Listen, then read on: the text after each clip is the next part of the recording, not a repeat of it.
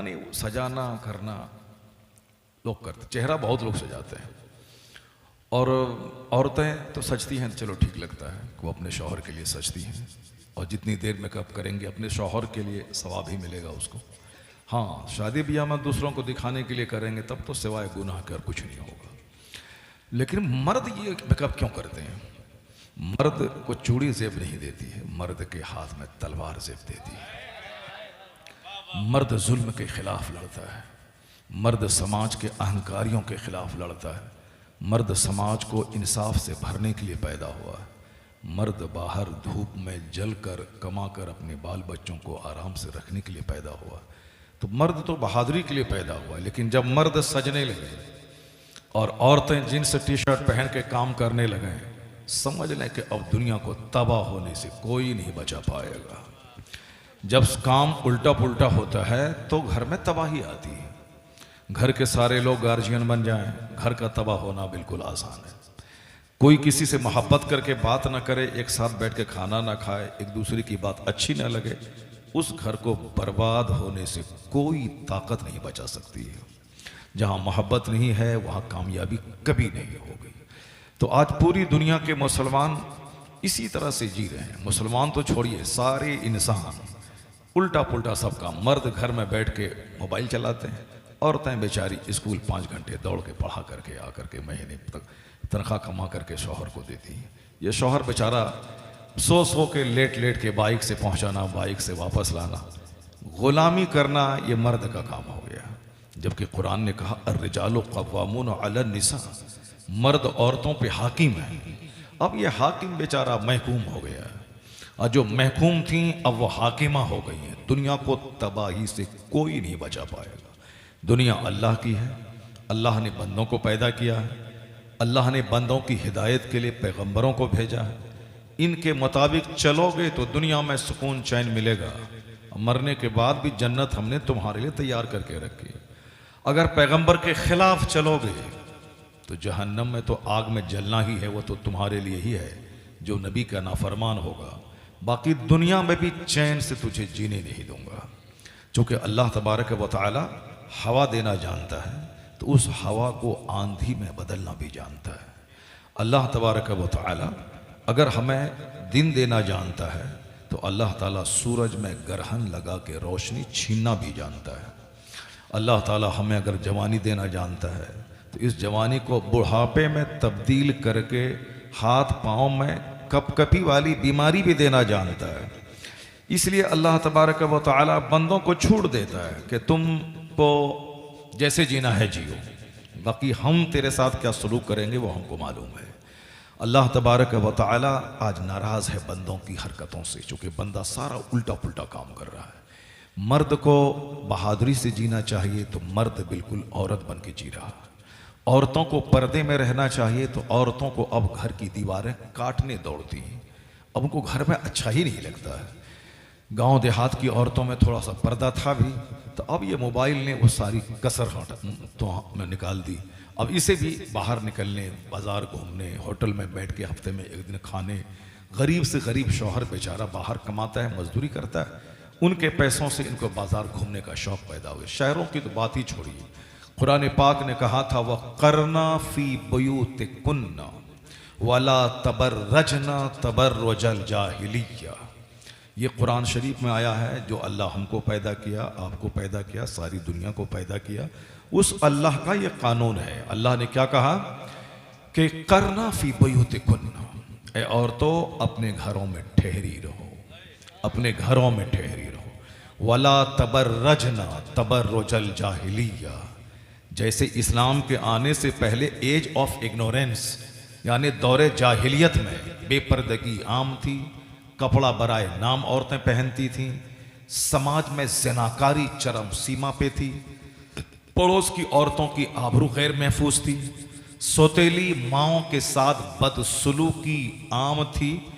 तो अल्लाह कहता है कि अब इस्लाम आ गया है, तुम जाहिलियत के दौर की औरतों की तरफ मारे मारे मत फिरा करो।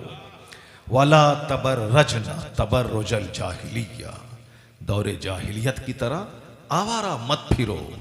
इसका उसका मुंह मत तको, दूसरों की दीवार मत तको।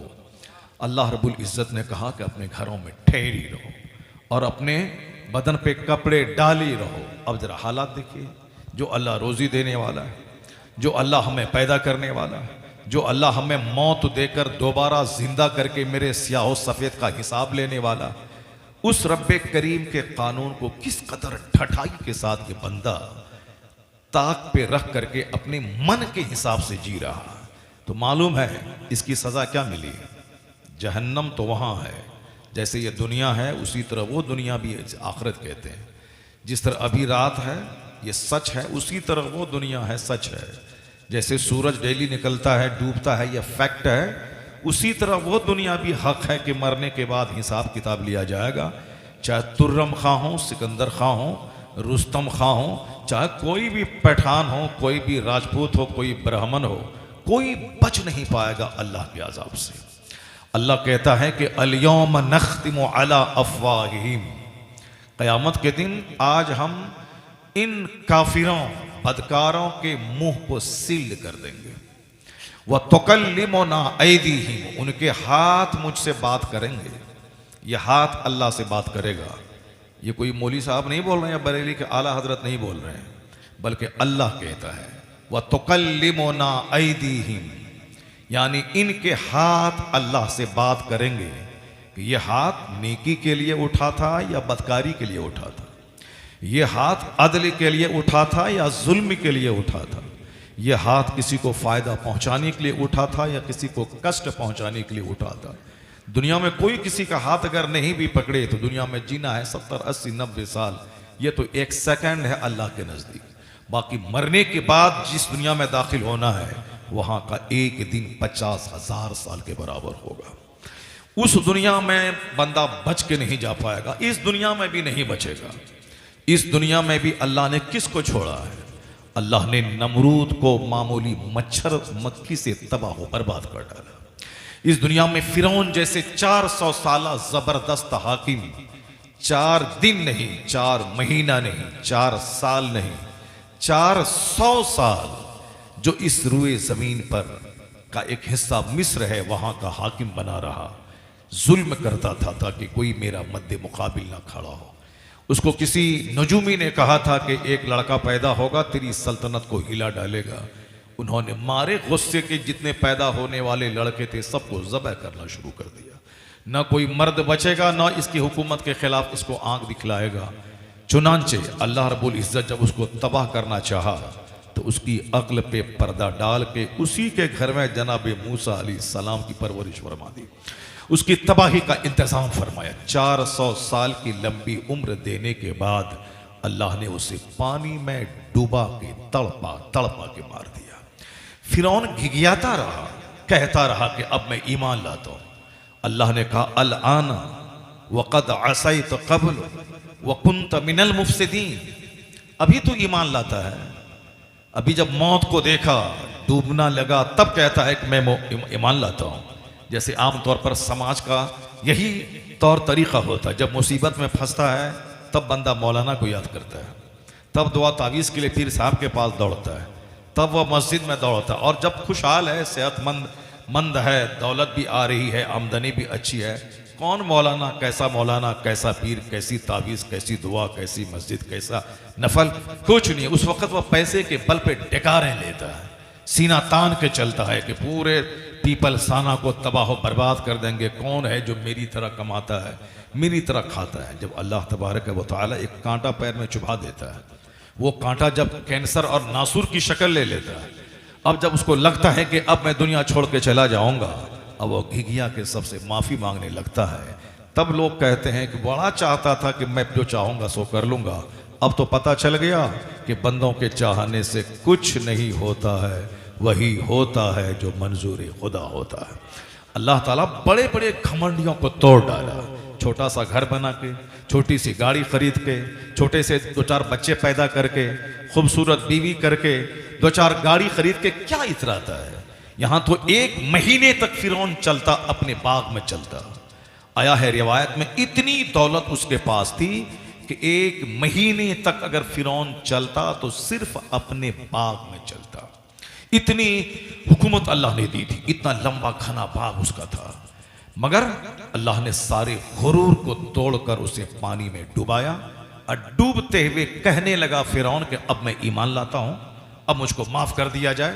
तो अल्लाह कहता है नहीं, ऐसा नहीं होगा, आज हम तेरी लाश बचाएंगे, आज फलयौमा नौनज्जी का बेबदन का, आज मैं तेरी डेड बॉडी बचाऊंगा। क्यों बचाऊंगा? ताकि तेरे बाद जितने लोग आए उनके लिए तू इबरत का सामान बन जाए। ले तकून लेमन खल्फक आया, कुरान शरीफ में आया है कि जब वो कहने लगा कि मैं ईमान लाया, तो अल्लाह कहता है नहीं, फलयौम नुनज्जी का बेबदन का ले तकून लेमन खल्फक आया व इन्ना कसीरम मिनन नास अन आयातिना लगाफिलीन। अल्लाह कहता है ये और बात है कि अक्सर लोग निशानियों से गाफिल हैं, हिदायत से गाफिल हैं, वो देखने के बाद अक्सर लोग नहीं मानेंगे, लेकिन हमने तो इबरत बनाया ताकि जो जन्नती है, जो नसीहत पाने वाला है, जो अल्लाह से डरने वाला है, वो इस कहानी से इबरत हासिल करे, वो अल्लाह से डरने लगे, अपने दिल को अल्लाह के खौफ से भर डाले। बाकी जो नहीं डरेगा उसके लिए तो आज मैंने जैसे फिरौन को डुबाया 400 साल बादशाहत देने के बाद, वैसे ही तुमको जहन्नम की आग में डाल दूंगा। जहन्नम में इतना बड़ा पेट है जहन्नम में, आज ही दुनिया में 1000 करोड़ की आबादी है, अभी दुनिया की जो मौजूदा आबादी, जिसमें 200 करोड़ मुसलमान हैं, बाकी 500-600 करोड़ क्रिश्चियन यहूद हैं, बाकी 1 करोड़ के करीब यहूदी हैं, और बाकी और दूसरे मुशरिक लोग 1 करोड़ के करीब हैं। इस तरीके से 1000 करोड़ की आबादी दुनिया की है। और जब से दुनिया बनी है, जनाब आदम अलैहिस्सलाम के बाद से लेकर अब तक कितने खरब लोग पैदा हुए, जितने लोग हैं गिनती के कम लोग जन्नती होंगे, मेजॉरिटी लोगों की जहन्नमी होगी, जहन्नम की होगी, जहन्नमियों की होगी। और जहन्नम में जब सारे लोगों को अल्लाह डाल देगा, सारे मगरूरों को, सारे घमंडियों को, सारे इतराने वाले को, सारे मस्जिद मदरसा आलिम मौलाना जलसा जुलूस की तौहीन करने वालों को, बुत परस्तों को, सबको जब जहन्नम में डाल देगा, तो अल्लाह ताला कहेगा हलीम तलाती, क्या तू भर गया, तेरा पेट भर गया? जहन्नम से खरबों लोगों से जब जहन्नम को अल्लाह पाट देगा, तो अल्लाह पूछेगा, कुरान शरीफ में आया है, अल्लाह कहेगा हलीम तलाती, क्या तू भर गया? क्या दोज़ख तू भर गई? तेरा पेट भर गया? तो जहन्नम क्या बोलेगा? तक़ूल हल मिन मजीद, क्या और कोई बच रहा है क्या? तक़ूल हल मिन मजीद, क्या और कोई बच रहा है क्या? यानी पेट अभी भरा नहीं है। इतना बड़ा जहन्नम का पेट अल्लाह ने बनाया। अब कोई कहे कि है कि नहीं है, कौन देखा है? उस खबीस मरदूद को कहिए कि ये दुनिया बगैर किसी खंबे के अल्लाह ने ये आसमान खड़ा किया, तेरे सर पे जो ये आसमान है, ना इसका कोई ओर है ना कोई छोर है, अंडे की तरह बिल्कुल ये दुनिया गोल है।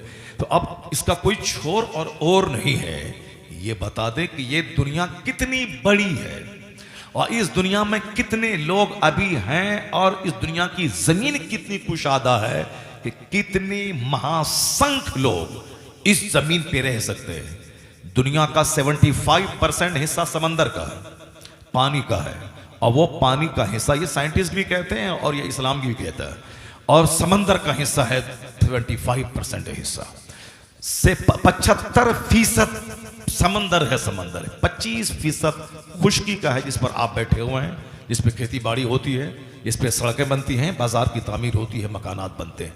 75% है समंदर का हिस्सा। और कुरान में अल्लाह ने क्या कहा? जब क़यामत आएगी तो हम समंदर को बहा देंगे।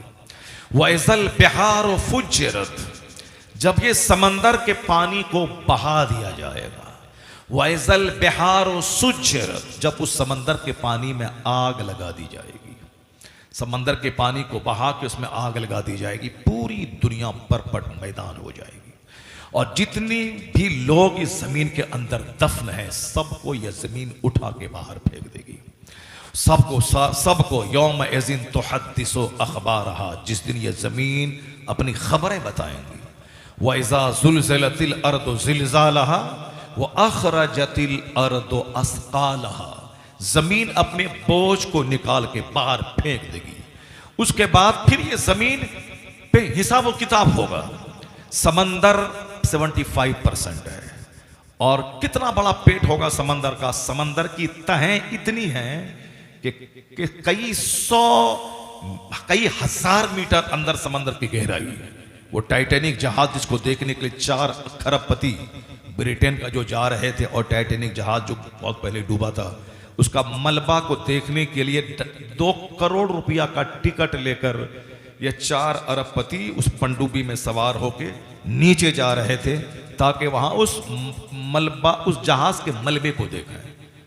कितने गरीब, लाखों करोड़ों गरीब हैं, कैंसर से पीड़ित हैं, बीमार हैं, गरीब औरतें हैं जिनकी शादी नहीं हो रही है, वो सब नहीं। ये बताएं 4 अरबपति 2.5 करोड़ रुपए का टिकट लेकर के, अभी था ना 20 साल भर पहले जो वो लोग मरे अंदर जो समंदर में घुसे थे, वो टाइटैनिक जहाज का मलबा जो 100 साल पहले जो जहाज डूबा था, उस जहाज का मलबा आज तक समंदर के अंदर मौजूद था। वो मलबा धीरे धीरे बह रहा था। तो वैज्ञानिकों ने कहा कि मलबा अब कुछ साल के बाद खत्म हो जाएगा। ये खरबपति लोग उस पनडुब्बी को किराए पे लेके अंदर गए तो बस अंदर ही जाके ऐसा फटा गुब्बारे की तरह अरबपति अपने बेटे के साथ वहीं लाश के टुकड़े टुकड़े हो गए। जहाज तो अपनी जगह रहा, यही लोग मर के समंदर के पानी में मिल गए। गोया पैसा दे के इन्होंने मौत खरीदी। अब मौत ने इसको वहां बुलाया जहां उसकी तकदीर में मौत लिखी थी। ये सारे वाकयात होते हैं मगर लोग उसको समझ नहीं पाते। समंदर तहबता समंदर है, तहबता है। एक लेयर इसका है, फिर उसके बाद दूसरा लेयर व्हाइट है, उसके बाद फिर एक लेयर है ब्लैक अंधेरा, फिर उसके बाद एक लेयर है। कुरान शरीफ में आया है कि समंदर तहबता है, तहबता अंधेरा है ये समंदर। आप लोगों को मेरी बात शायद सुनने में अजीब सी लग रही होगी। अजीब तो नहीं लग रही आप लोगों को? चूंकि पीपल्स आने में तो मार धाड़ वाली तकरीर लोग सुनते हैं, यहाँ उठा भटक, ये वो, रगड़ घस, वही सब सुना करते हैं। तकरीर वो नहीं है जो रगड़ घस हो, तकरीर वो है जो दिल में खुदा की याद पैदा कर दे। तकरीर वो है जो आंख से आंसू के कतरे ले आए। तकरीर वो है जो अपना मकसद हयात बता दे। तकरीर वो है जो बदन में अल्लाह का डर पैदा कर दे। कुरान शरीफ में यही सारी बातें, मैं कुरान ही तो पढ़ रहा हूँ, कुरान ही तो पढ़ के सुना रहा हूँ।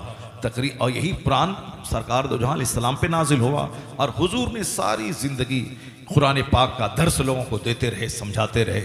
और कुरान पाक छोड़ के सरकार अपनी कब्र अनवर में आराम कर रहे हैं और सारे गुलामों को वहीं से देख रहे हैं। देखते हैं कौन कुरान पे कितना अमल करता है, कौन फिल्म के हीरो की नकल करता है, कौन एक्टर की नकल करता है, कौन क्रिकेटर की नकल करता है, कौन किसी चमार की नकल करता है, कौन किसी खबीसा की नकल करता है।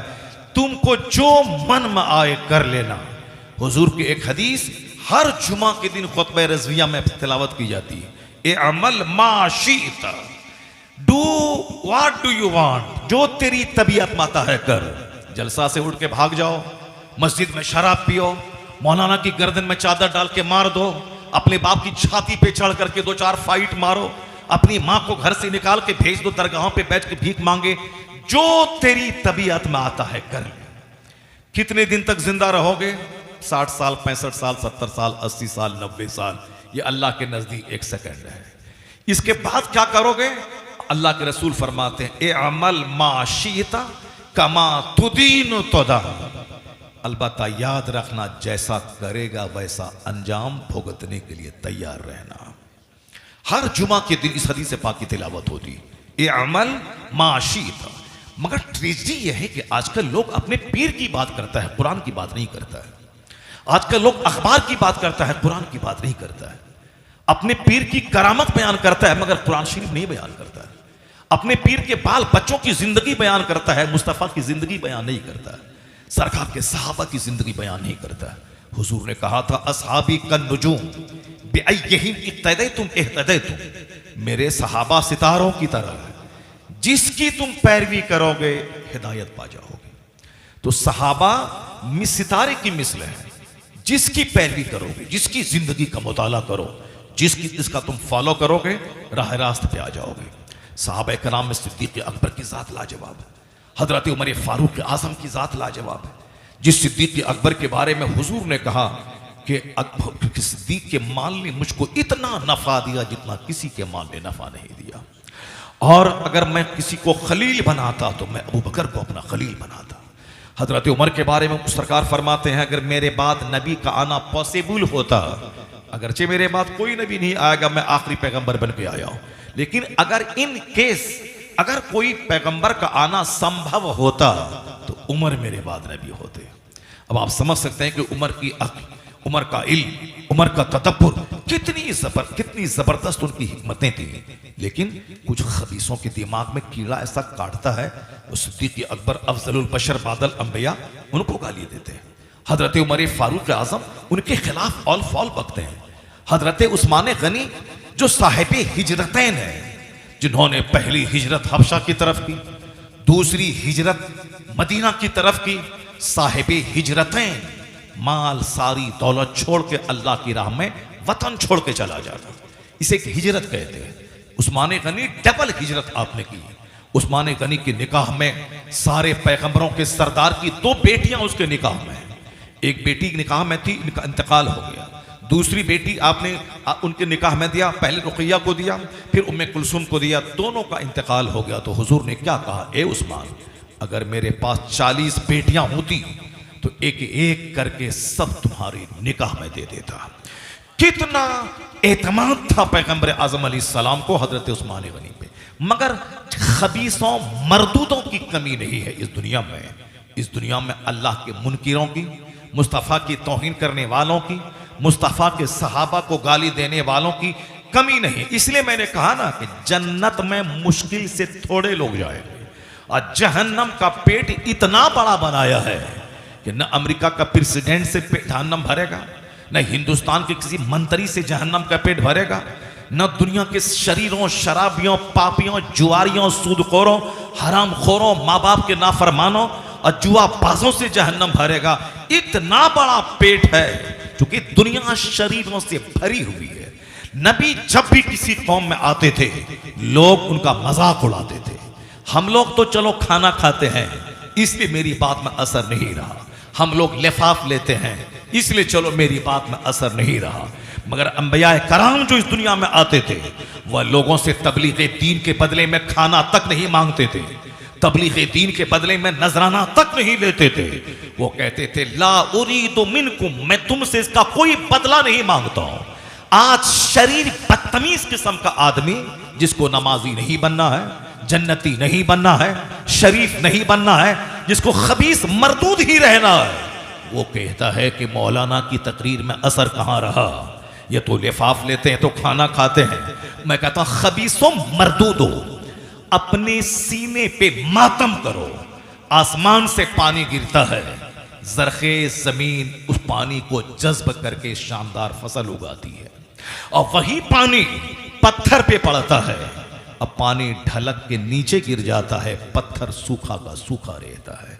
कसूर पानी का नहीं है, कसूर उस पत्थर का है जिस पत्थर में वो पानी जज्ब नहीं होता है।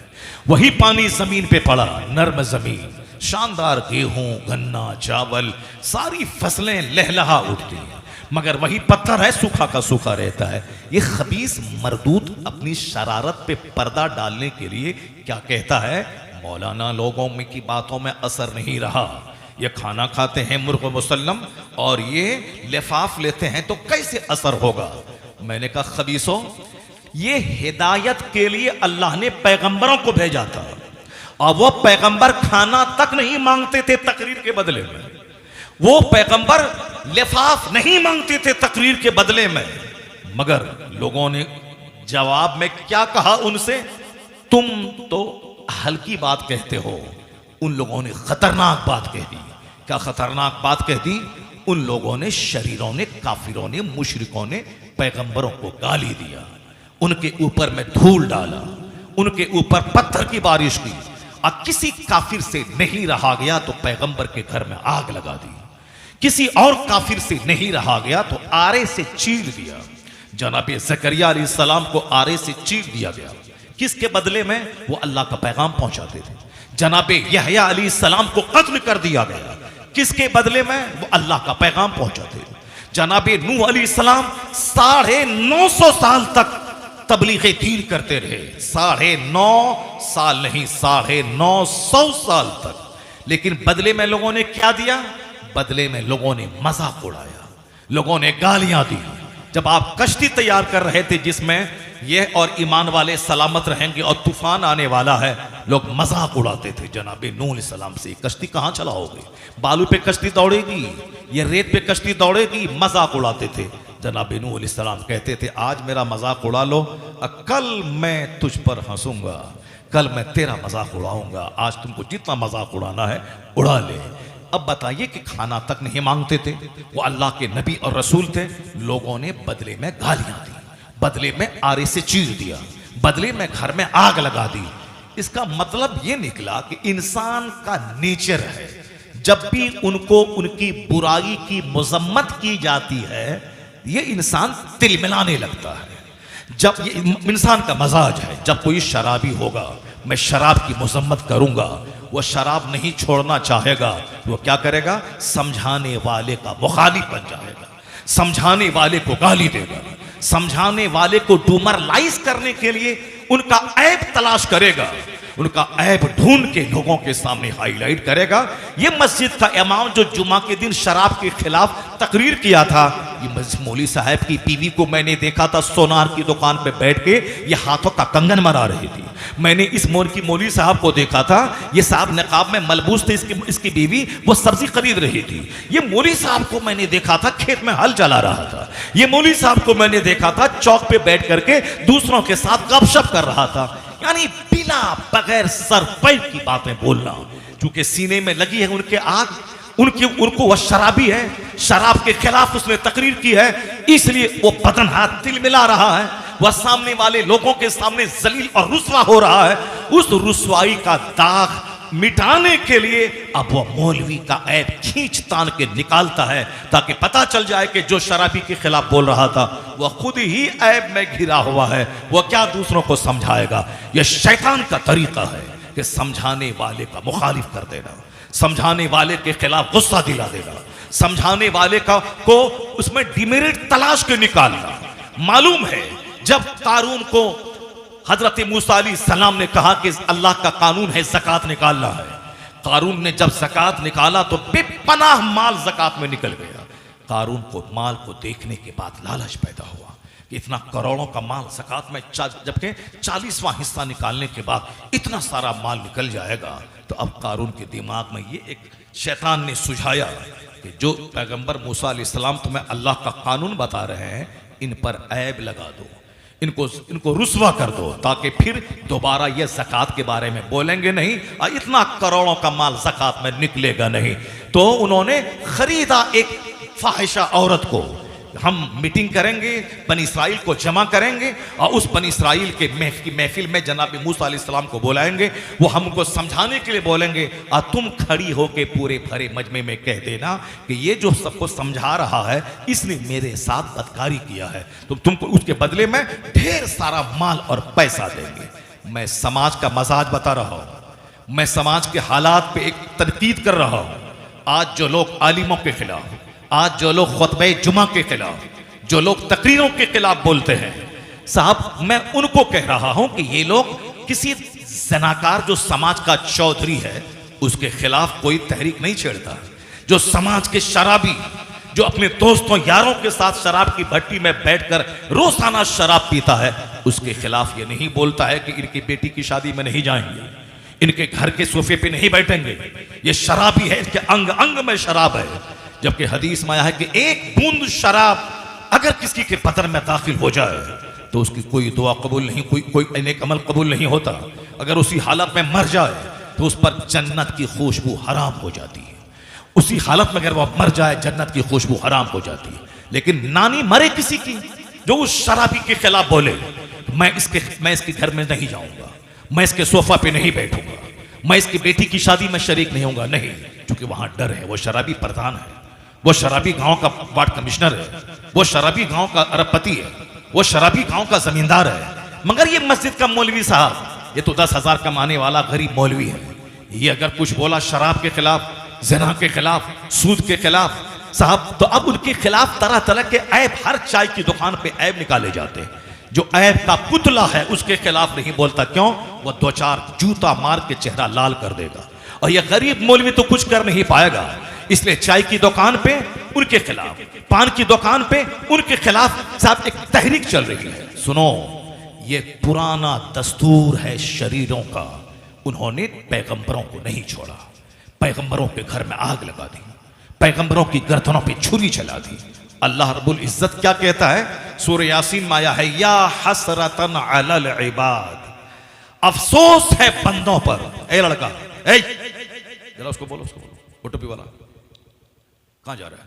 बदतमीज कहीं का। एक तो जलसा जुलूस होता नहीं, और जब होता है तो नाच के भागता है, कोई चूटी काट रहा हो। यहां से जाएगा, वहां मोबाइल लेके बैठ जाएगा, मोबाइल में बस वो गंदी तस्वीरें देखता रहेगा, और कोई मतलब ही नहीं, यहां ये हुआ वहां वो हुआ। 2 घंटे नचाएगा मोबाइल को, उसके बाद थक करके 2 बजे सो जाएगा, फिर दिन के 10 बजे वह उठेगा। आया है हदीस में कि वह लोग जो दिन में दूसरों का मुंह तकते हैं, गधों की तरह जीते हैं, और रात में मुर्दार की तरह सो जाते हैं। रात में मुर्दार की तरह सो गया, और दिन गधों की तरह दूसरों का मुंह तमाशा के तौर पर देखता रहा, उस पर लानत की गई। अक्सर लोग इसी हदीस के जुमरे में आते हैं, दिन भर दूसरों का मुंह तकना, रात भर मुर्दार की तरह सो जाना। अब पाबंदी से नमाज पढ़ने वाला भी फजर की नमाज पाबंदी से नहीं पढ़ता है। महीने में 3 दिन फजर पढ़ता है, 4 वक्त के नमाजी मिलेंगे 99%। अब 5 वक्त के नमाजी बहुत कम ही मिलेंगे। और फिर जो नमाज पढ़ता है उसका ये हाल है, जो नमाज नहीं पढ़ता है उसका तो कोई मतलब ही नहीं है, वो जब चाहे सो जाए और जब चाहे उठें। हदीस में आया है, लानत है उस पर जो रात मुर्दार की तरह सो जाता हो, जैसे मरा हुआ पड़ गया, और दिन गधों की तरह, गधा जैसे खींचता है। गधा काम क्या करता है? वो गधे के ऊपर में कपड़ा लादा जाता है, उसको धोबी के घाट पे ले जाया जाता है, उस पर मिट्टी लोट के जाता है, उस पर पत्थर लादा जाता है। यानी दिन भर गधा मेहनत करता रहता है, चक्की चक्की के इर्द गिर्द घूमता रहता है, और उससे बोझ ढोता रहता है। और गधा नंबर 1 यानी बेवकूफ जानवर है। वो 100 साल तक भी जिंदा रहे, वो धोबी के घर पे आता है तो घाट का रास्ता भूल जाता है, और घाट पे जाता है तो धोबी के घर का रास्ता भूल जाता है। ये गधा का मतलब ही होता है बेवकूफ, बेवकूफ जानवर है। हदीस में आया है, जो दिन गधों की तरह जीता हो, खूब मेहनत करता हो, खेत में खलियान में मारी मारी फिरता हो, कहां से पैसा मिले, यहां से पैसा, वहां से पैसा, वहां से पैसा, वहां से पैसा, कभी दुकान पे हाटर लेना, माल पहुंचाना, रात भर जागना, फजर छूटे, जोहर छूटे, असर छूटे, मगरिब छूटे, ईशा छूटे, माल चाहिए, माल चाहिए, माल चाहिए। यानी गधों की तरह दिन गुजारा। ना जोहर का ख्याल आया कि जिस रब ने मुझे सेहत दी है उस रब को मैं सजदा कर लूं, जिस रब ने आंख दिया है उस रब को सजदा कर लूं, जिस रब ने हाथ दिए हैं, अगर हाथ में फालिज हो जाता तो हम कैसे सामान उठाते, कैसे ग्राहक को देते। अगर हमारी आंख अल्लाह छीन लेता तो कैसे हम ग्राहक को देखते, कैसे माल दिखाते। अगर अल्लाह मेरे पांव को छीन लेता, कैसे घर से चल के हम दुकान जाते और खेत में हल चलाते। अगर अल्लाह ताला हमें फालिज ज़दा बन के बिस्तर पे लेटा देता तो कैसे मैं वहां से चल के स्कूल और कॉलेज जाके नौकरी करके 2 पैसे मैं कमाता। एहसास नहीं है बंदों को, या दिन भर मारे मारे फिरता है। और जो अल्लाह रोजी देने वाला है उस अल्लाह को तो सजदा करने के लिए फजर में टाइम नहीं, उसको 10 मिनट, अज़हर में टाइम नहीं, उसके पास 10 मिनट, असर में टाइम नहीं, उसके पास 10 मिनट।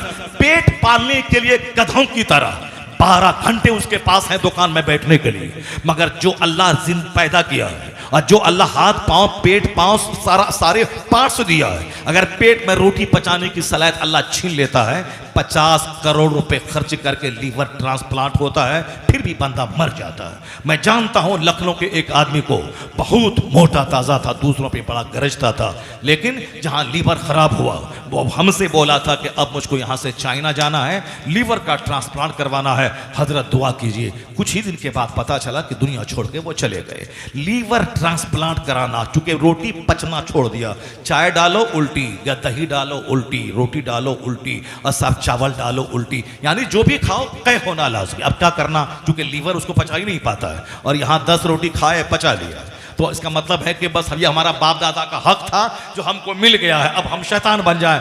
नहीं नहीं, ये यकीन करना है कि जो अल्लाह मुझे लीवर दिया है, पहले खाने से पहले ज़ोहर में उसको सजदा कर लूं, उसके बाद रोटी पेट में डालूं, तो अल्लाह ये नेमत जो दिया है वो नेमत फिर छीनेगा नहीं, नेमत को बरकरार रखेगा, नेमत में इजाफा करता चला जाएगा। वाला इन शकर तुम लाज़ीदन्नकुम, अल्लाह कहता है अगर तुमने मेरी नेमत का शुक्रिया अदा किया तो हम नेमत को बढ़ाते रहेंगे, और अगर तुमने नाशुक्री की, वाला इन कफर तुम इन अज़ाबी लशदीद, मेरा अज़ाब बड़ा सख्त है, मैं देना जानता हूं तो मैं छीनना भी जानता हूं। मैं ये कहना चाहता हूं, अल्लाह कहता है सूरह यासीन में, या हसरतन अलल इबाद, ये एक तमहीद के तौर पर अल्लाह का खौफ डालने के लिए, जलसो जुलूस में बैठने के लिए, आलिमों की तकरीर सुनने के लिए, उसको अपने सीने में जगह देने के लिए और उस पर अमल करने के लिए, मैं एक मजाज देने के लिए मैं ये तमहीद कह रहा हूँ। तकरीर इसके बाद मैं शुरू करूँगा, उसके बाद आखिर में तकरीर का जो कंक्लूजन होगा वो आपके सामने मैं पेश करूँगा। तकरीर तो आधे घंटे में भी हो सकती है, लेकिन ये तमहीद जो अल्लाह रब्बुल इज़्ज़त से डराने वाली, यह तमहीद जो हमारे दिल में अल्लाह का डर पैदा करने वाली, यही वो तमहीद, यही वो तकरीर, ये नसीहत है जो पैगाम मुस्तफ़ा लेके आए हैं, जो सरकार अपने अब गुलामों को सुनाए सारी जिंदगी। अपने हुजरे आयशा में भी सरकार आखरत की बात करते थे, मस्जिद नबवी के मेंबर से हुजूर आखरत की बात करते थे। सबसे पहली तकरीर सफा पहाड़ पे जो सरकार दो जहां ने पहला खुतबा दिया, पहली तकरीर की, उस तकरीर में सिर्फ और सिर्फ आखिरत की बात थी। और सरकार की सबसे आखिरी तकरीर, पहली तकरीर सफा पहाड़ पे थी, जब हुजूर ने नबूवत के ऐलान के बाद आपने कुरैश को जमा किया और सफा पहाड़ को मेंबर बनाकर वहां से आपने खिताब किया, वह पहली तकरीर थी। उस तकरीर में हुजूर ने सिर्फ आखिरत की बात की। और सबसे आखिरी तकरीर, जब आका अलैहिस्सलाम बीमार थे, आपकी ज़ाहिरी बीमारी के ज़माने में 17 वक्त की नमाजें हज़रत सिद्दीक़ अकबर रज़ियल्लाहु ताला अन्हु ने पढ़ाई, और सरकार विसाल फरमाने से कुछ पहले आप सिद्दीक़ अकबर के पहलू में जाके बैठ के आपने नमाज पढ़ी। नमाज के बाद आपने नसीहत की थी, वो आखिरी तकरीर थी मुस्तफ़ा की। फिर उसके बाद सरकार मस्जिद नबी शरीफ में नहीं आए, हुजरे शरीफ में गए, वहीं आपका विसाले ज़ाहिरी हो गया। वो आखिरी तकरीर, उस आखिरी तकरीर में भी हुजूर ने आखिरत की बात, जन्नत की बात, अल्लाह से डरने की बात, ये सारी बातें हुजूर ने की थी। और जब आप हिजरत करके मक्का से मदीना आए थे, तो सबसे पहले आपने मस्जिद क़ुबा की तामीर तो रास्ते में की थी। उसके बाद जब मदीना आए तो आपकी ऊँटनी अबू अय्यूब अंसारी के घर के करीब ठहरी, तो आपने सबसे पहला काम मदीने में किया कि मस्जिद नबवी शरीफ के लिए आपने ज़मीन खरीदी, जो 2 यतीम बच्चों की ज़मीन थी, जो बसरत शौक देने को तैयार थे, मगर हुजूर ने उसकी कीमत उसको दी। उसके बाद फिर उसकी सफाई की गई और फिर वहाँ मस्जिद नबवी की तामीर हुई। मस्जिद नबवी की तामीर के वक्त में हुजूर अपने हाथ से ईंट उठाते थे। सहाबा इकराम कहते थे, सरकार हम लोग किस काम किस दिन के लिए, हम आपके गुलाम हैं, हम लोग हुजूर पत्थर उठाएंगे। मगर हुजूर कहते थे कि हाँ हाँ, मैं तुम्हारे साथ मिल के पत्थर उठाना चाहता हूँ, तुम भी उठाओ, मैं भी उठाना चाहता हूँ। अरब के अल्हड़, अरब के बद्दू, अरब के देहाती, अरब के नफरत की जबान जानने वालों को हुजूर ने कैसे मुसख्खर कर लिया कि इसकी सरकार पर जान छिड़कना चाहते थे। हुजूर आवाज देते, मैदान जंग में जान हथेली पे लेके चले आते थे। अखलाक और तहजीब के ऊंचे मेयार पे वो फाइज हो गए। किसने उन अल्हड़ों, उन गंवारों, उन प्रतिज्ञा भंग करने वालों, नफरत और कत्ल की जबान जानने वालों को अंदर से बाहर से मोम बना के खुदा वाला बना दिया था? किसकी निगाह कीमिया असर ने अंदर से बाहर से चेंज कर दिया था? कहते हैं कहने वाले, वो कौन सा था, वो कौन सी नजर थी जिसने अरब के लोगों का जोग्राफिया बदल दिया? कैसे अल्हड़ खुद न थे जो राह पे औरों के हादी बन गए? क्या नजर थी जिसने मुर्दों को मसीहा कर दिया? वो खुद न थे जो राह पे औरों के हादी बन गए। जो खुद रास्ते पे नहीं थे वह दूसरों के हादी बन गए, वह दूसरों के गाइड बन गए, दूसरों के टार्च बियरर ऑफ लाइट बन गए, दूसरों के लिए सिविलाइजेशन और कल्चर के हाई पीक पर पहुंचने वाले, गाइडेंस देने वाले वो गाइड बन गए। खुद न थे जो राह पे औरों के हादी बन गए।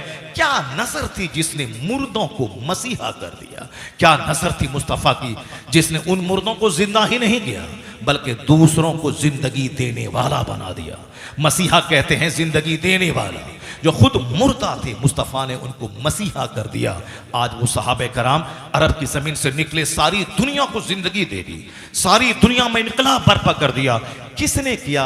हुजूर का यही अखलाक था, जिस अखलाक की वजह से सहाबा कराम आप पर जान छिड़कने को तैयार रहते थे। वो ईंट उठाते थे, हुजूर उनके साथ में ईंट उठाते थे। जब वो देखता था कि मेरा आका, मेरे मालिक, मेरे पेशवा, मेरे रहनुमा, मेरे सरदार खुद ईंट उठा रहे हैं तो उन ईंट उठाने वाले गुलामों के दिल में क्या वलवला पैदा होता होगा, क्या जोश पैदा होता होगा। हुजूर ने ईंट उठाते हुए जो कुछ पढ़ते थे वो बताना मेरा मकसूद है। हुजूर जब ईंट उठाते थे तो क्या कहते थे? आज हमारा मकसद हयात क्या है? सिर्फ दुनिया। मुट्ठी के चंद लोग मस्जिद में 5 लोग नमाजी हैं, 95% लोग बेनमाजी अपनी दुनिया में मस्त हैं। कौन खुदा कैसा खुदा, कौन मौलवी कैसा मौलवी, कैसी हिदायत कैसी हिदायत और कैसा वास कैसी नसीहत, बस अपनी दुनिया में मस्त है। वह दुनिया जिस दुनिया की मजम्मत हुजूर ने की। सर हदीस में है अद्दुनिया जीफतुन व तुल्लाबुहा किला। ये दुनिया मुर्दार है जिसके तलबगार कुत्ते हैं। जो नमाज रोजे हज ज़कात छोड़कर सिर्फ माल कमाए, उसकी मिसाल मरी हुई बकरी पे रीझने वाला कुत्ता। आका फरमाते हैं, एक मुस्लिम शरीफ की हदीस में आया, सरकार दो जहां कुरान के बाद जो सबसे बेहतरीन किताब है बुखारी और मुस्लिम, जिसको कहते हैं रवाहु शेखान। जब इमाम साहब तकरीर में बोले रवाहु शेखान, यानी शेखान ने रिवायत की है, मतलब इमाम बुखारी, इमाम मुस्लिम, इसने रिवायत की है। मुस्लिम शरीफ एक रिवायत में आया, आका अलैहिस्सलाम एक रास्ते से गुजर रहे थे, आपके साथ सहाबा की एक जमात थी। आपने एक ऐबदार बकरी जिसके कान कटे हुए थे या कान छोटे थे, उस मरी हुई बकरी एक कूड़ा करकट के ढेर पे पड़ी हुई थी। सरकार के साथ सहाबा कराम का एक छोटा सा गिरोह था, आपके साथ चल रहा था। हुजूर रुक गए, कहाँ? कूड़ा करकट के ढेर के पास रुक गए। आपने वो मरी हुई बकरी के कान पकड़ के कहा, अय्युकुम, तुम में से कौन है जो इस बकरी को बेदिरहमिन, 1 दिरहम के बदले में खरीदेगा? कौन है तुम में से जो इस मरी हुई बकरी को 1 दिरहम के बदले में खरीदेगा? सहाबे कराम ने कहा, सरकार ये तो ऐबदार बकरी है, अगर ये जिंदा भी होती तो भी लोग नहीं खरीदता, क्योंकि ये ऐबदार है। अब चे जाए कि वह बकरी मर चुकी है, मरी हुई ऐबदार बकरी को कौन पैसा देके खरीदेगा? हुजूर क्या फरमाते हैं? आका फरमाते हैं, जिस तरह तुम्हारे नजदीक यह बकरी जलील है कि तुम कोई ले नहीं सकते, तुम्हारे नजदीक यह बकरी जलील है, ऐबदार बकरी।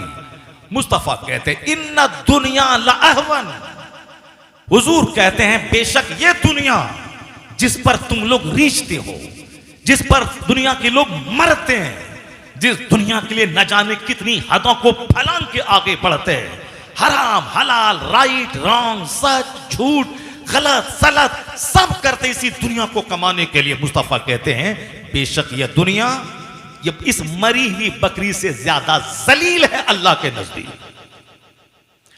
ये दुनिया, ये कुरान शरीफ के बाद सबसे अफजल किताब जो बुखारी और मुस्लिम है उसकी बात कर रहा हूं। फातिहा के लिए लड़ाई हो रही है, साहब झूमर के लिए लड़ाई हो रही है, लोहबान के लिए लड़ाई हो रही है, अगरबत्ती के लिए लड़ाई हो रही है, पीर के नाम पे साहब उसको बोला लड़ाई हो रही है।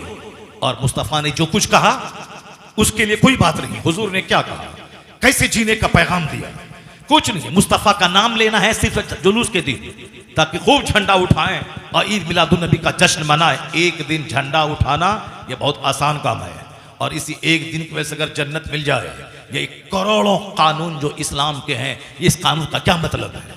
सिर्फ झंडा उठा देने के बाद बस जन्नती हो गए।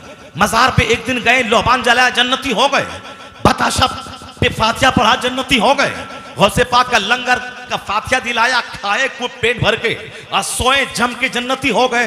नहीं, लंगर फर्ज वाजिब नहीं, फातिहा फर्ज वाजिब नहीं, जुलूस मोहम्मदी फर्ज वाजिब नहीं है, लाइटिंग फर्ज वाजिब नहीं है। अच्छा काम है, सवाब का काम है, सवाब का काम है, मगर फर्ज वाजिब नहीं है कि इसके बगैर हम मुसलमान नहीं रहेंगे। नहीं, फर्ज है क्या? इस्लाम का बुनियादी पिलर है नमाज। इस्लाम का बुनियादी पिलर है रोजा, इस्लाम का बुनियादी पिलर है ज़कात, यानी बुनियल इस्लाम अला खम्स। ये बुखारी शरीफ की हदीस में आया है कि Islam is based on 5 pillars. इस्लाम 5 बुनियादों पर कायम है। वह 5 बुनियादों में से एक बड़ी बुनियाद है नमाज, एक दूसरी बुनियाद है रोजा, तीसरी बुनियाद है ज़कात, चौथी बुनियाद है हज, और फर्स्ट बुनियाद है तौहीद, यानी अल्लाह रब्बुल इज्जत पे ईमान लाना, कलमा पढ़ना। ये 5 बेसिक बुनियाद, इस पर इस्लाम की छतें खड़ी रहती है। आदमी को जायजा लेना चाहिए अपने नमाज का, जो एक बुनियादी पिलर है। जायजा लेना चाहिए। नमाज फर्ज भी 10-12 साल में, अभी उम्र हो रही है मेरी 45 साल, मैं पक्का नमाजी नहीं बन पाया। नमाजी बन भी गया तो 4 टाइम का नमाजी बना। जितनी नमाजें कसा हैं 10-20 साल की, उन नमाजों का क्या होगा उसकी कोई फिक्र नहीं है। बस एक दिन हाथ में झंडा लिया, डीजे बजाया और झूमा गाया, शोड़ा आया शोड़ा आया, बस जन्नत हमारी जागीर हो गई। उसके बाद साल के 364 दिन चाहे शराब पिएं, जिना करें, सूद खाएं, जुआ खेलें, माँ बाप को सताएं, पड़ोसी से कुत्ते की तरह लड़ें, लगे कि इंसान जी रहा है कि जानवर जी रहा है। सिर्फ लड़ाई, सिर्फ झगड़ा, सिर्फ नफरत, सिर्फ खुदूरत, सिर्फ कीना, सिर्फ गिलासत में लिपटे हुए हैं। यही है नहीं, ये मसलक के आला हजरत। मसलक के आला हजरत ये नहीं है। मसलक के आला हजरत के क्या है? मसलक के आला हजरत में सबसे पहला बुनियादी फर्ज है, फर्ज आज़म है नमाज। वो नमाज, रोजा, हज, ज़कात, आदाब, अखलाक। क़यामत के दिन सबसे पहले जो नेकी तौली जाएगी वो आदमी का हुस्न अखलाक है। कैसे माँ बाप से सलूक है, कैसे बीवी से सलूक है, कैसे पड़ोसी से सलूक है, कैसे रिश्तेदारों से सलूक है, कैसे समाज के गरीबों से सलूक है, कैसे समाज की औरतों से सलूक है, कैसे बेवाओं, माजूरों, मिस्किनों से सलूक है। इंसान पैदा ही हुआ है आदमियत के लिए, इंसानियत के लिए, ह्यूमैनिटी के लिए, और आदमी वही है जो दूसरों को अपने से फायदा पहुंचाता हो।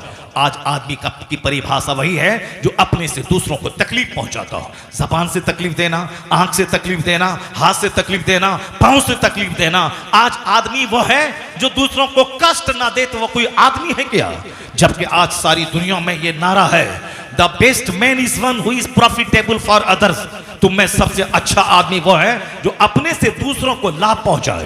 बोली बोलकर, मशवरा देकर, मुस्कुराकर, हाथ बोझ उठाकर, उनके साथ चलकर, उनका गम सुनकर, उनकी मदद करके, यानी जो प्रॉफिटेबल हो दूसरों के लिए, माँ बाप के लिए, भाई बहन के लिए, औलाद के लिए, बच्चों के लिए, पड़ोसी के लिए, रिश्तेदार के लिए, सफर के साथी के लिए, जो प्रॉफिटेबल हो वही आदमी है। द बेस्ट अमॉन्ग यू, तुम में सबसे बेहतर आदमी वो है। इसीलिए तुम मैं कभी कभी 50 लाख के मजमे में कहता हूं, अमेरिका कहता है तुम में सबसे अच्छा आदमी वो है जो दूसरों के लिए प्रॉफिटेबल हो।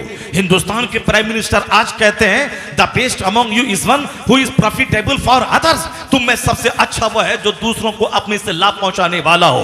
वरना खरबों की दौलतें कमाने के बाद जानवरों की जिंदगी गुजारने से क्या फायदा है, जब तक तेरी दौलत से दूसरों को फायदा ना हो। बिल गेट्स अमेरिका का सबसे बड़ा दौलतमंद पूरी दुनिया का, वह बोलता था एक वक्त में एक कार पे चल सकता हूं, मगर ये हजारों कार मेरे पास हैं, इस पर चलते हैं मेरे नौकर गुलाम, मेरे भाई भतीजे चलते हैं। मैं एक ही मकान में एक टाइम में रह सकता हूं, मगर मेरे पास सैकड़ों मकान हैं, उस मकान में रहते हैं आम लोग। मेरी दौलतों का बड़ा हिस्सा स्कूल कॉलेज के लिए, मेरी दौलतों का बड़ा हिस्सा हॉस्पिटल के लिए, मेरी दौलतों का बड़ा हिस्सा हिंदुस्तान के उत्तर प्रदेश के गरीबों में तालीमी शिक्षा, स्कूली शिक्षा देने के लिए। उन्होंने कहा था इतनी दौलत लेके मैं क्या करूं? कहा था आदमी वही है जो दौलत कमाए, अपने से दूसरों को फायदा पहुंचाए। तो मैंने कहा था कि सारी दुनिया जो बात आज कह रही है, यही पैगाम मोहम्मद अरबी ने 1500 साल पहले अता फरमाया था। हुजूर ने कहा था खैरुन्नास मय्यनफउन्नास, तुम में सबसे बेहतर वो है जो दूसरों को अपने से फायदा पहुंचाने वाला हो। इसलिए मैं कहता हूं दुनिया का कोई बड़ा से बड़ा दानिश्वर अगर अच्छी बात बोल रहा है, अगर वो बात अच्छी है, तो सबसे पहले वह बात पैगंबर आज़म अलैहिस्सलाम ने दुनिया को बताई है। सारी अच्छाइयों का रिश्ता मुस्तफा जाने रहमत से जुड़ा हुआ है। खैरुन्नास मय्यनफउन्नास, इस हदीस पाक को हर घर की दीवारों में लिख के रखना चाहिए ताकि नजर रहे कि हमें अपने से दूसरों को फायदा देना है। ये हदीस हर दफ्तर, हर कार्यालय, हर ऑफिस में लिखा रहना चाहिए, हर टेबल पे बिल्कुल लिखा रहना चाहिए, ताकि हमें सेल्फिश बनने, मफाद परस्त बनने, खुद गर्ज बनने, अपने मफाद की खातिर बहुत सारे लोगों के मफाद को चकनाचूर करने, दूसरों की लाशों पे अपना आशियाना बनाने, दूसरों को ठग करके अपना घर बनाने वाला काम करने से बचना चाहिए। इसलिए कि हुजूर ने कहा है खैरुन्नास मय्यनफउन नास, तुम में सबसे बेहतर वो है जो लोगों के लिए सबसे फायदामंद हो। आज जरूरत है जो लोग इस्लाम को बदनाम करना चाहते हैं उन्हें बताया जाए कि मेरे पैगंबर का आदर्श क्या है, हमारे पैगंबर का गाइडलाइंस क्या है, हमारे पैगंबर ने लोगों को क्या रुश्द हिदायत दिए हैं, क्या जीने का मार्गदर्शन किया है। लोग नहीं जानते हैं। इस कोई गांधी के अहिंसा को लेके बैठे हैं, कोई अंबेडकर का फार्मूला लेके बैठा है, कोई इब्राहिम लिंकन के democracy is the government of the people for the people by the people का फार्मूला लेके बैठा है, कोई साहब मसूलिनी का फार्मूला लेके बैठा है। लेकिन अगर बंदा मुस्तफा जान रहमत को कायदे से पढ़ ले, वो वही बोलेगा जो अमेरिका का डॉक्टर माइकल हार्ट आज से 40 साल पहले उन्होंने अपना दिल खोल के रख दिया था। ये हिंदुस्तान का रामगिरी, ये हिंदुस्तान का कमलेश तिवारी, इन जैसे वह लोग जो मुस्तफा की शान में बकवास करते हैं वो नहीं जानते हैं कि मुस्तफा कौन है। वो अंधविश्वास में बोल रहा, अंधविश्वास में बोल रहा है, वो अंधभक्त, वो अंधभक्ति में बोल रहा है, वह दुश्मनी में बोल रहा है, वह दूसरों से सुन सुन के बोल रहा है, वो अपना मुताला करके नहीं बोल रहा है। लेकिन जिस दिन वह मुस्तफा को पढ़ लेगा, जिस दिन वह मुस्तफा की हयात का मुताला कर लेगा, जिस दिन पैगंबर आजम की बायोग्राफी को पढ़ लेगा कि वह कब पैदा हुए, वो उन्होंने कब उनको नबूवत मिली, उन्होंने कब पैगाम दिए, उन्होंने जवानी कैसे गुजारी, उन्होंने बचपन कैसे गुजारा, उन्होंने रात कैसे गुजारी, उन्होंने दिन कैसे गुजारा, उन्होंने हिजरत से पहले मक्का में कैसे रहा, वो मदीना आने के बाद कैसे जिंदगी के दिन गुजारे, वह मैदान जंग में कैसे रहे, वह सुलह के टेबल पे कैसे रहे, वह मस्जिद नबी के मिंबर से कैसे रहे। उनकी सारी जिंदगी एक सिराज मुनीरा चमकते सूरज की तरह इंसानियत के सामने मौजूद है। मगर कोई पढ़े तो सही। ये साफ दो रोटी खाने के लिए नबी को गाली देता है ताकि अंध भक्तों के बीच का लीडर बन जाए और अंध भक्त उसको 2 टका दे दे और गाड़ी खरीद के उसको दे दे, इसलिए नबी को गाली देता है। मगर अमेरिका का डॉक्टर माइकल हार्ट आज से 40 साल पहले 1978 में उन्होंने डिसीजन लिया था कि मैं इस धरती का सबसे महानतम, सबसे सफलतम, सबसे कामयाब तरीन इंसान की सूची में तैयार करूंगा। लाखों करोड़ों की जिंदगी का मुताला करूंगा, हर क्षेत्र के महान लोगों को पढ़ूंगा, उन तमाम महानों में 100 आदमी को छांटूंगा, उस 100 आदमी में जो सबसे बड़ा महान होगा, महानतम सक्सेसफुल आदमी, उसकी मैं निशानदेही करूंगा।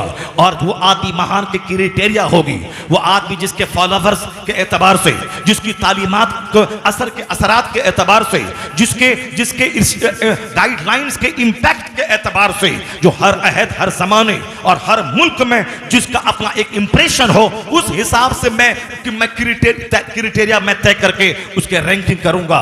मोहब्बत को मैं दखल नहीं दूंगा कि मुझसे जिसको मोहब्बत है मैं उसको अव्वल नंबर पे दे दिया। मैं अकीदत को दखल नहीं दूंगा कि मैं जिस पैगंबर का फॉलोवर हूं उस पैगंबर का नाम दे दूंगा। नहीं, मैं सच्चाई, फैक्ट की बुनियाद पर मैं ये रैंकिंग करूंगा कि इस दुनिया का सबसे सफलतम पुरुष की सूची में किसका नाम अव्वल आएगा। उन्होंने मेहनतें की, मैं कहता मेहनत, वो किताब आज तक छप रही है, परे से बाहर है। या रामगिरी को चाहिए कि मुस्तफ़ा को गाली देने से पहले उस किताब का मुताला कर ले। वो किताब कोई हिंदुस्तान का जाहिल नहीं लिखा है, अमेरिका का बहुत बड़ा एडवोकेट, अमेरिका का बहुत बड़ा बैरिस्टर, अमेरिका का बहुत बड़ा वैज्ञानिक था वो, यानी बहुत बड़ा इल्म उसके पास था। उस आदमी ने ठाना था कि मैं ये बड़ा काम मैं करूंगा, दुनिया के जितने महान लोग हैं सबकी जिंदगी का मुताला करके मैं 100 आदमी को छांटूंगा, उसकी रैंकिंग करूंगा। हमारे हिंदुस्तान के लोगों को इसकी फुर्सत कहां है? इनको गाली देने से फुर्सत नहीं है, दूसरों की टांग खींचने से फुर्सत नहीं है, दूसरों के घर पे बुलडोजर चलाने से फुर्सत नहीं है, गाली गलौज से फुर्सत नहीं है, अहंकार और घमंड से फुर्सत नहीं है, और 10 आदमी के बीच बैठकर दूसरों की बुराई बयान करने से फुर्सत नहीं है। ये हवाई जहाज कहां से देगा? हवाई जहाज तो अमेरिका का 2 भाई दिया, आदमी उस पर सवार हो रहा है, वह 2 भाई दिमाग जला के दिया है अमेरिका का। यह माइक्रोफोन जिस पर मेरे जैसे करोड़ों आदमी इस माइक्रोफोन पे बातें कर रहा है और लाखों मस्जिदों में माइक्रोफोन से अजान हो रही है, हर जुमा के दिन करोड़ों मुसलमान इस माइक्रोफोन से जुमा का खुतबा सुन रहा है। यह बनाने वाला डेविड हग्स वो इंडिया का नहीं था, वह 7 समंदर पार का यूरोप का एक स्कॉलर था।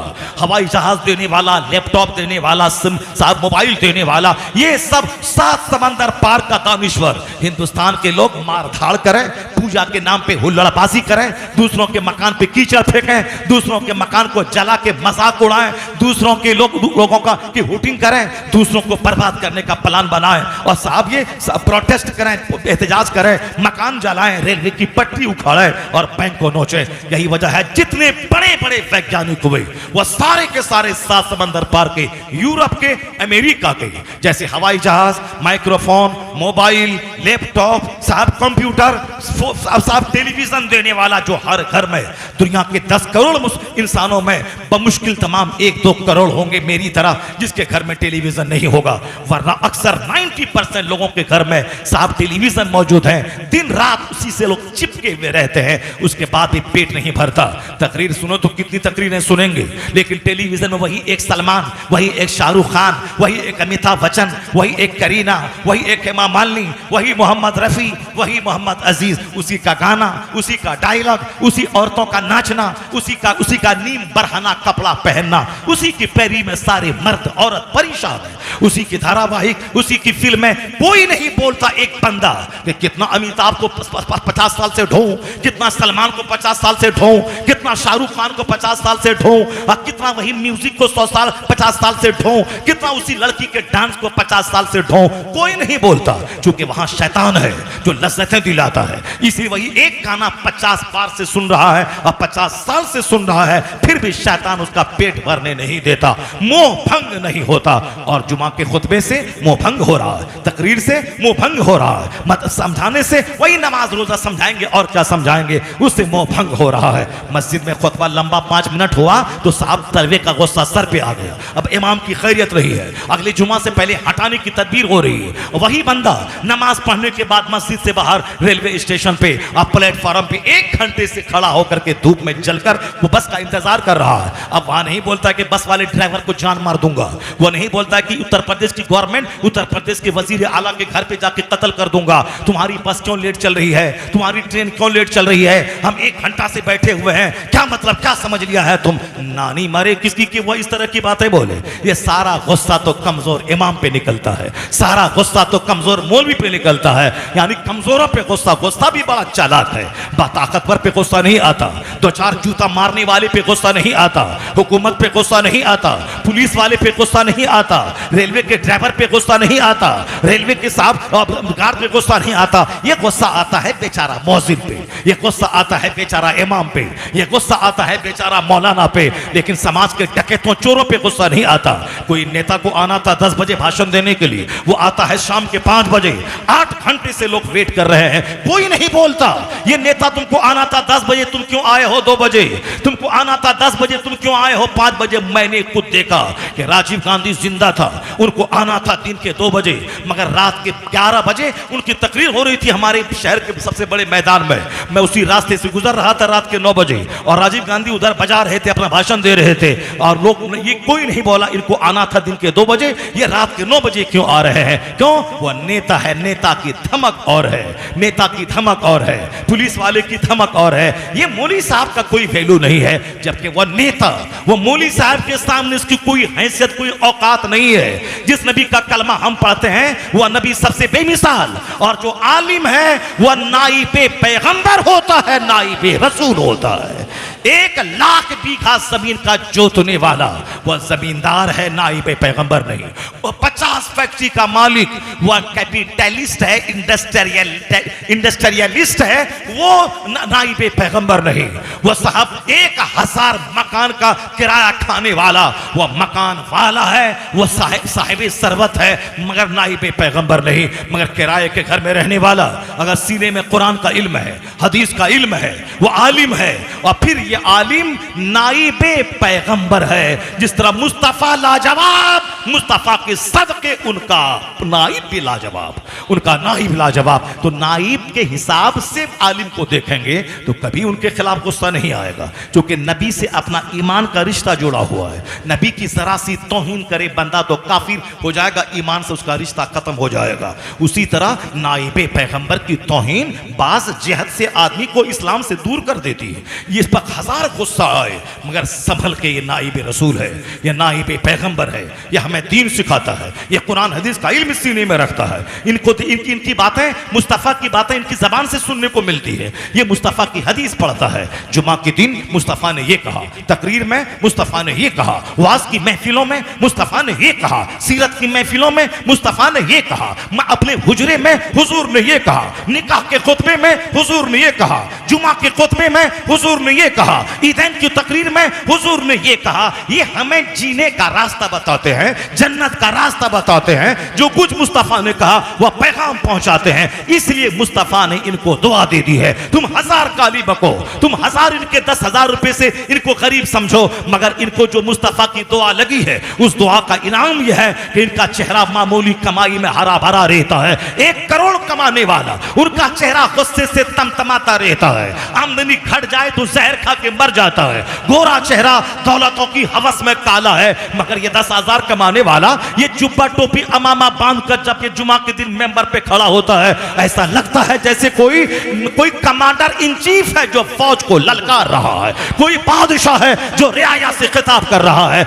इनके कमरे में मुश्क है, यहाँ ऊद है, यहाँ शमामा है, यहाँ अंबर है, यहाँ 10 जुब्बे हैं, यहाँ बरकाती टोपियों की बहार है। जो 1000 एकड़ जमीन का जोतने वाला जो अमामा ना पहना हो, जो जुबा ना पहना हो, वो ये पहनता है। आखिर ये हरियाली क्या है? हुजूर ने इनके लिए दुआ दे दी है। न तराल्लाहु अमरन मन समिया मिन्ना हदीसन फबल्लगहु कमा समिया। हुजूर कहते हैं अल्लाह उस बंदे को हरा भरा रखे जो मेरी हदीस सुनता है, दूसरों को सुनाता है।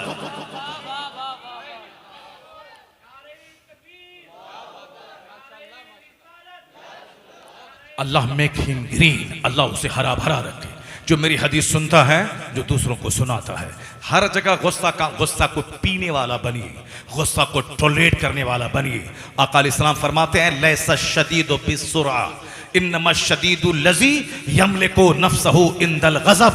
आज गुस्सा बड़ा चालाक है। मैंने कहा ना कि कमजोरों पे ज्यादा गुस्सा आता है, दौलतमंदों पे, ताकतवरों पे जो एक फाइट मारे, धसा दे उधर और दीवार में उधर गिरा दे, उस पर गुस्सा नहीं आता है डर के मारे। गुस्सा तो हम जैसे कमजोरों पे आता है, गुस्सा तो साहब मौजिन और इमाम पे आता है। मगर जो 2-4 तमाचा मार के चेहरा लाल करे, उस गोंडे पे, उस डकैत पे, उसके गुस्सा नहीं आता है। जो तुम माफिया हो, जो 2-4-10 को मारने वाला हो, 10-20 को मर्डर करके आया हो, उसके खिलाफ कोई बोले कि नानी मरे, जो उसके खिलाफ कोई बोले नहीं। या अब किसके खिलाफ बोलना? मौलाना के खिलाफ, आलिम के खिलाफ, पीर साहब के खिलाफ, जो हमें जन्नत का रास्ता बताता है, उसके खिलाफ बोलना। हुजूर ने क्या कहा? लैसा शदीदु बिस्सुरा, वो पहलवान नहीं है जो कुश्ती में सामने वाले को पछाड़ दे। द स्ट्रॉन्ग मैन, वो भी स्ट्रॉन्ग नहीं है, वो बहादुर नहीं है जो सामने वाले को कुश्ती में, इन रेस्टलिंग कुश्ती में पछाड़ दे, वो बहादुर नहीं है। बहादुर कौन है? आका आए दो जहां सल्लल्लाहु अलैहि वसल्लम फरमाते हैं बहादुर वो है जो गुस्से के वक्त में अपने आप पर काबू रखे, वही पहलवान है। इन्नमा शदीदुल लज़ी यमलिकु नफ्सहु इंदल गज़ब, यानी हु कंट्रोल्स हिमसेल्फ, जो अपने आप पे कंट्रोल करता है in the state of anger, गुस्से की हालत में जो अपने आप पे कंट्रोल कर ले, वही असल में पहलवान है, वही असल में बहादुर है। ऐसा नहीं गुस्से में तलाक होती है, गुस्से में साहब एक मर्द जब कुएं में छलांग लगा देता है, गुस्से में एक मौलवी मुगल सरा का अपनी बीवी की वजह से फांसी के फंदे पे लटक गया, गुस्से की वजह से एक नाद खां वो फांसी के फंदे पे अभी 1 साल पहले लटक गया। गुस्से में आदमी कुफ्र बक जाता है, गुस्से में आदमी तलाक दे देता है, गुस्से में आदमी अपनी जान दे देता है। गुस्से में एक लड़की थी जो अपने शौहर के नारवा सुलूक की वजह से तंग आके साबरमती नदी में, अहमदाबाद में नदी में कूद गई, सारा हिंदुस्तान थर्रा गया, सहम सा गया। आयशा नाम की वो लड़की समंदर में कूद पड़ी। इसी गुस्से की वजह से आग लगती है, गुस्से की वजह से जंग होती है, गुस्से की वजह से दोस्त खानदान आपस में तबाह होता है, गुस्से की वजह से न जाने कितनों की नाक मिट्टी में मिल जाती है। इसलिए बहादुर वो नहीं है जो फट से मुंह में जो आए बक दे, बहादुर वो है जो अपने गुस्से पे कंट्रोल रखे, जो खामोशी इख्तियार करे, जो धैर्य रखे, जो पेशेंस रखे। ये ह्यूमन क्वालिटीज है जो आकाए दो जहां अलैहिस्सलाम दुनिया में लेके आए। बातें हमारी तवील हो जाएगी, बात से बात पैदा होती है, इसीलिए बात थोड़ी सी तवील और लंबी फैल जाती है। अब मैं बात समेट कर मैं तकरीर की तरफ आता हूं। इस बात को पहले मैं मुकम्मल कर दूं, उसके बाद मैं तमहीद मुकम्मल कर दूं, फिर उसके बाद मैं तकरीर का चैप्टर खोलता हूं।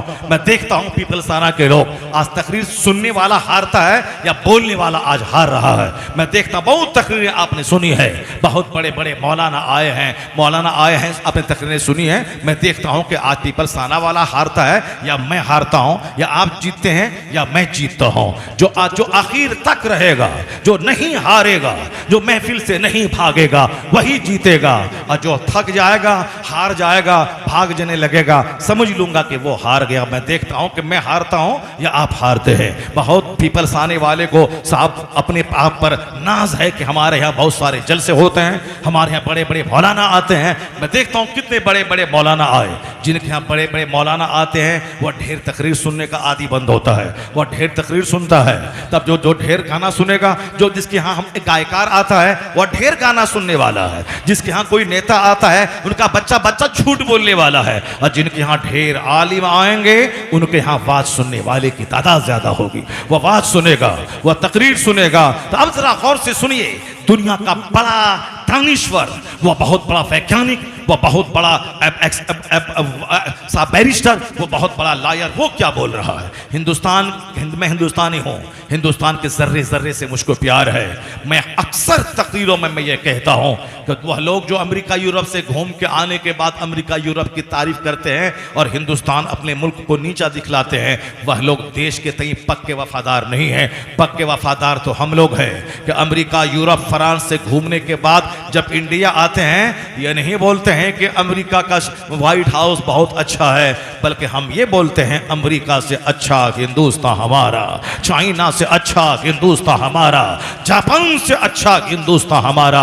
हम गए दुबई, वहां 10-12 तकरीरें हमने की। वहां से आने के बाद मैंने कहा दुबई से अच्छा हिंदुस्तान हमारा। मैं गया पाकिस्तान, वहां मैंने तकरीर की सियालकोट लाहौर में। जब वहां से लौट गया तो मैं बोला लाहौर से अच्छा हिंदुस्तान हमारा, पाकिस्तान से अच्छा हिंदुस्तान हमारा। मैं नेपाल गया, वहां से लौट के बोला नेपाल की राजधानी काठमांडू क्या है, नेपाल से अच्छा हिंदुस्तान हमारा। मैं बांग्लादेश के सरहद पे गया, बांग्लादेश से अच्छा हिंदुस्तान हमारा का हिंदुस्तान हमारा। कुवैत पे मैंने लैंडिंग की, कुवैत से अच्छा हिंदुस्तान हमारा। तो साहब मैं कहना चाहता हूं ये हम लोग हैं कि जो दुनिया के ममालिक से कहते हैं अमेरिका से अच्छा हिंदुस्तान हमारा, यानी इन सारे जहां से अच्छा हिंदुस्तान हमारा। हम बुलबुलें हैं इसकी, ये गुलसिता हमारा, ये हमारा चमन है, ये हमारा गुलशन है। मगर अगर हमने ये बात कही है कि माइक्रोफोन देने वाला वो, हवाई जहाज देने वाला वो, कंप्यूटर देने वाला वो, मोबाइल देने वाला वो, हम लोग सिर्फ कंप्यूटर पे नाचने वाले, मोबाइल पे नाचने वाले और साहब अपने घर में कम मोबाइल का गलत इस्तेमाल करने वाले, बस बनाया किसने उस पर तवज्जो नहीं है। लेकिन जिस दिन उस पर तवज्जो चली जाएगी हम पंक्चुअल हो जाएंगे, हम वक्त के पाबंद हो जाएंगे। हम अपने बच्चों को जमीन बेच के आला तालीम दिलाने की कसम खा लेंगे। नहीं, जब अमेरिका के लोग साइंसदान बन सकते हैं, मेरा बेटा भी साइंसदान बनेगा। मेरा बेटा भी मरने के बाद दुनिया वालों के लिए कुछ छोड़ के मरेगा। जैसे अमेरिका का तो भाई मर गया, लेकिन आज करोड़ों आदमी उसके बनाए हुए हवाई जहाज पे चल रहा है और उनका नाम हो रहा है। इसलिए मेरा बेटा कोई अजूबा चीज दुनिया को देगा, ये दिमाग जलाएगा, हाई एजुकेशन हासिल करेगा, पढ़ेगा लिखेगा, आला IAS ऑफिसर बनेगा, वो भी अजूबा कारनामा अंजाम देगा, कौम के लिए, मिल्लत के लिए, मुल्क के लिए भला करेगा। तो ये हिंदुस्तानी की फिक्र ये कहां से आएगी? इनको तो अपने बेटों को डकैत बनाना है, बेटों को चोर बनाना है, बेटों को गुटखाखोर बनाना है। बेटों को शुरू से बचपन से निगरानी कीजिए, उनको आला तालीम दीजिए, उनकी घुट्टी में इस्लाम पिला दीजिए, ताकि डीएम और साइंटिस्ट बनने के बाद वो काफिर ना हो जाए, बल्कि जिस दफ्तर में बैठे वह डीएम बाद में रहे, मुसलमान पहले रहे, मुस्तफा का गुलाम पहले रहे, ताकि उसका अपना ईमान भी बचा रहे और जो उनके संपर्क में आए उन तक वो मुस्तफा का पैगाम पहुंचाने की कोशिश करे। पहले उसको मेहनत करनी पड़ेगी, बच्चों पे मेहनत करनी होगी। एक जिस तरह आम का पौधा लगाते हैं, उसको बकरी से बचाते हैं, उसको जानवरों से बचाते हैं, उसको दूसरे आदमी से बचाते हैं, उसमें वक्त वक्त पे पानी देते हैं, उसमें वक्त वक्त पे कंपोस्ट और यूरिया और साफ डीपीएपी डालते हैं, और फिर उसके बाद जब बड़ा हो जाए, जब खुद मैच्योर हो जाए, अब ना कोई बकरी नुकसान देगी, अब ना कोई पानी नुकसान देगा, अब ना कोई आदमी नुकसान देगा, तब हम उससे बेनियाज हो जाते हैं कि अब मेरा यह दरख्त मैच्योर हो गया है। उसी तरह जब तक बच्चा मैच्योर ना हो, उसी एक आम के पेड़ की तरह उस बच्चे की निगरानी कीजिए। वह बच्चा उठता कै बजे है, वह बच्चा सोता कै बजे है, वह बच्चा सुबह कहां जाता है, स्कूल कब जाता है, स्कूल का अटेंडेंस उसका कितना है। मां बेचारी तो मोहब्बत के लिए पैदा हुई है, वह बच्चा तो बोलेगा पेट में दर्द है, मां मान जाएगी। मां बेचारी प्यार के लिए पैदा हुई है, मां मारती नहीं है। वो हजारों लाखों में कोई जबरदस्त पढ़ी लिखी मां होती है जो प्यार के वक्त में प्यार और पढ़ाई के वक्त अपने बच्चों को मार भी देती है। वरना ये बाप है जो बच्चों के लिए सूरज की गर्मी का काम करता है, और ये मां है जो बेचारी चांद का काम करती है। चांद रात में भी ठंडी ठंडी किरणें देता है, मगर सिर्फ चांद की किरणें हो तभी दरख्त नहीं फलेगा।